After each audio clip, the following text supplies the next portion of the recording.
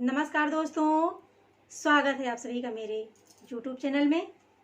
आज मैं आप सभी को एक कहानी सुनाने जा रही हूँ जो कि धार्मिक प्रसंग है। एक समय की बात है, गोस्वामी तुलसीदास जी वृंदावन गए। वृंदावन में एक नाथ जी के दर्शन करने गए और मंदिर में दर्शन कर ही रहे थे, तभी वहां पर पुजारी ने देख लिया और पुजारी ने कहा कि ये तो मेरे इष्ट हैं, मेरे भगवान हैं, आपके भगवान नहीं है। तुलसीदास जी मुस्कुराने लगी।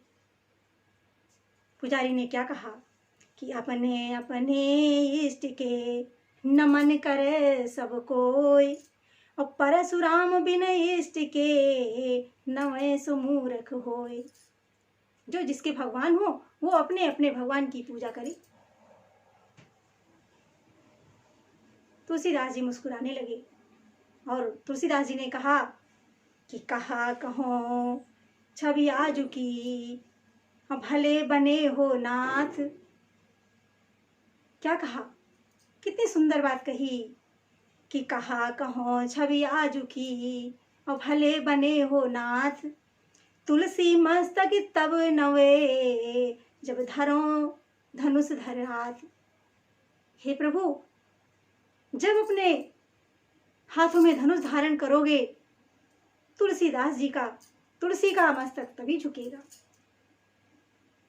और तुलसीदास जी वहीं पर खड़े हो गए। भगवान राम ने तुलसीदास की निर्मल मन की भाव को पढ़ लिया और कहा, ये बहुत हठी है, इसे दर्शन देना ही पड़ेगा। भगवान राम, लक्ष्मण, सीता सभी लोग प्रकट हो गए। भगवान राम ने अपने हाथों में धनुष बाण लेकर के प्रकट हुए। तुलसीदास जी ने देखा और मोहित हो गए। साष्टांग प्रणाम किया। प्रभु, आपके श्री चरणों में मेरा कोटि कोटि प्रणाम।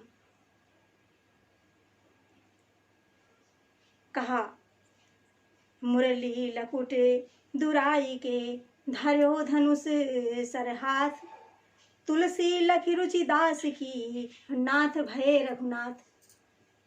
पुजारी ने जब देखा आश्चर्यचकित रह गया।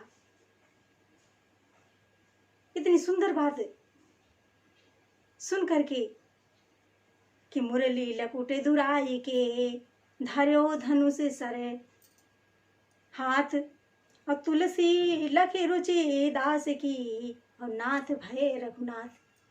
जो एक नाथ भगवान थे वो रघुनाथ बन गए, धनुषधारी बन गए।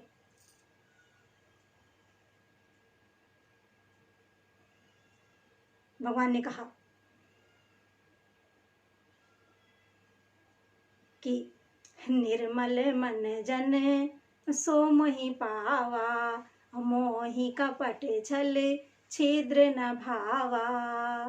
और निर्मल मन जन सो मोहि पावा, मोहि कपट छल छिद्र न भावा। भगवान ने कहा कि मुझे निर्मल मन प्रिय है।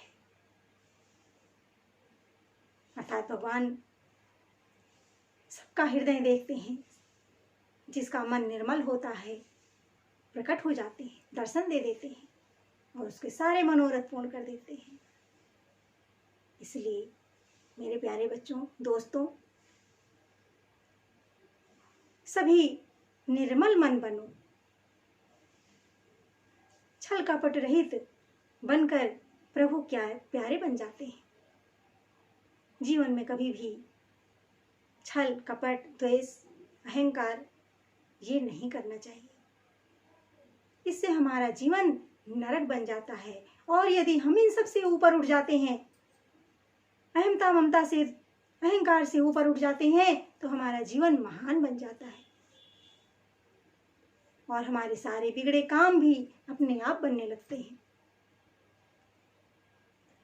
तो मेरे प्यारे दोस्तों, आप सभी को मेरी ये कहानी कैसी लगी कमेंट बॉक्स में लिखकर ज़रूर बताएं। सभी को हमारे प्रभु भगवान श्री राम की भक्ति प्राप्त हो, उनके चरणों का आशीर्वाद प्राप्त हो। सभी को जय श्री राम।